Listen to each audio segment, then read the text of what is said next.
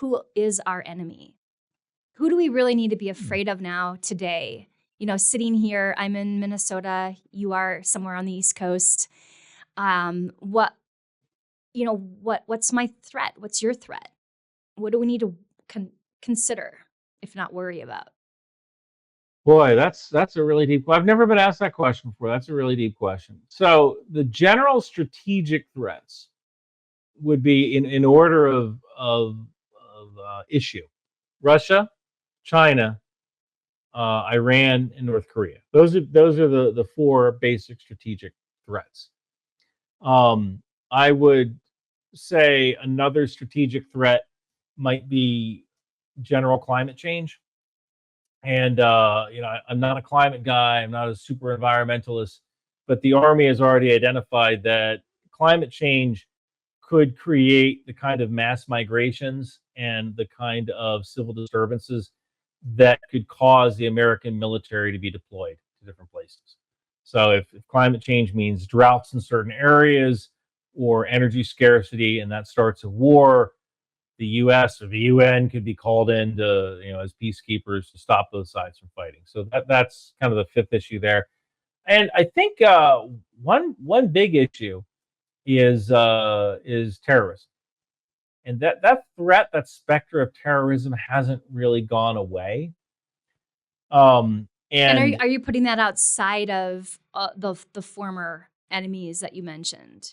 Are you coupling that with it? Yeah, so the thing that actually kind of keeps me up at night, a couple of things keep me up at night. One of the things that kind of keeps me up at night is terrorism from Iranian proxies inside the United States. And can we just, for the benefit of listeners, because I recently, really kind of understood what proxy wars are and how they're used by some of the major countries. Can you briefly explain what that is? Absolutely. So, for the longest time, a country like Iran, they didn't have the money to build aircraft carriers. They didn't have the money to build huge nuclear missiles. But what they could do was they could pay a little bit of money to terrorist organizations or militias and have them develop a strategic footprint, or a footprint inside of a country to destabilize that country and give Iran influence over that country. Lebanon is one example. Kind of like pharmaceutical reps going in to talk to the doctors. I mean, you could say that. Pharmaceutical, the people who were selling OxyContin, they were trying to destabilize the industry, right? Yeah. So, and then ideally, then that doctor might talk to another doctor at his golf game and say, like, hey, did you see that pharmaceutical rep? Their drug helps prevent people's heads from popping off, right? No, but in other words, just leveraging the local boots on the ground and inciting, finding the alliance, how they're connected, and then giving the resources to execute a higher agenda. Yeah. So these proxy organizations, in Iran's case, the Houthis, who are in Yemen. The Hamas is considered a proxy organization of Iran, even though technically they're Shia, they're a different religion, and so is Hezbollah, which is in Lebanon. So those are all people that are affiliated with Iran, but they're not Iranians, and they kind of do Iran's bidding. If Iran wants to destabilize a country like Lebanon, they might tell Hezbollah, okay, I want you to attack the parliament building this weekend. And we would just drop a bomb on it, right? But we have aircraft carriers and we have other resources. Iran doesn't have that. So I think one of the thing that kind of keeps me up at night is the idea that Iran could have proxy agents here living in the U.S. who are waiting to be activated to go do some kind of terrorist thing. I mean, we've seen that. We've seen that happen. It happened in Chechnya at a school called Belsan.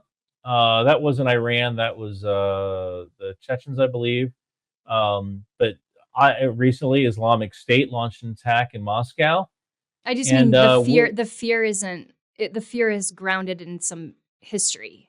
Your fear is grounded in history. I don't want to say fear isn't. Oh, I'm scared of that. It is. There is a non-zero chance of something like that happening. And while I am in no way criticizing our president or our current border policy. With our borders the way they are, one of the issues is that we don't know who's coming in, and a lot of Chinese have been let in, have gone into the southern border with Mexico, and some Iranians as well. And that should kind of, in the intelligence community, this is what we call a clue, right? And that doesn't mean we need to shut the border down and put people in cages and arrest and deport. So it means we need to do something. At least know who we have coming in. Because if I were Iran, that's how I would bring terrorist groups into the country. Just put them in through people who are being smuggled across the border by coyotes. And now you have cells living inside of America. I didn't want to eliminate your fear of nuclear war and give you a new one. But yeah, look, if you're, I'm not as scared because I subscribe to your Substack and your YouTube channel now, Ryan. So I know I'm going to be able to see something coming now with a 5-minute or 20-minute video. I sincerely hope I never have to make a video like that. But I mean, you take a look at where you live in. You live in Minnesota, right? In Minneapolis, there's the Mall of America, right? Yeah. Like, what's is that good? Is that, I don't know. You may have.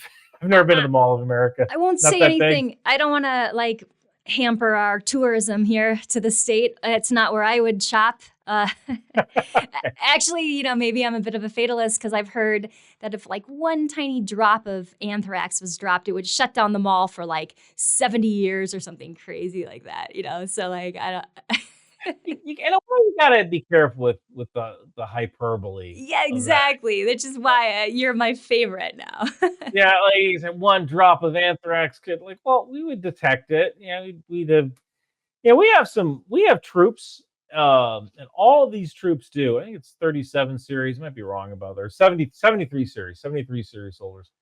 73 MOS series. They find and go after chemical weapons.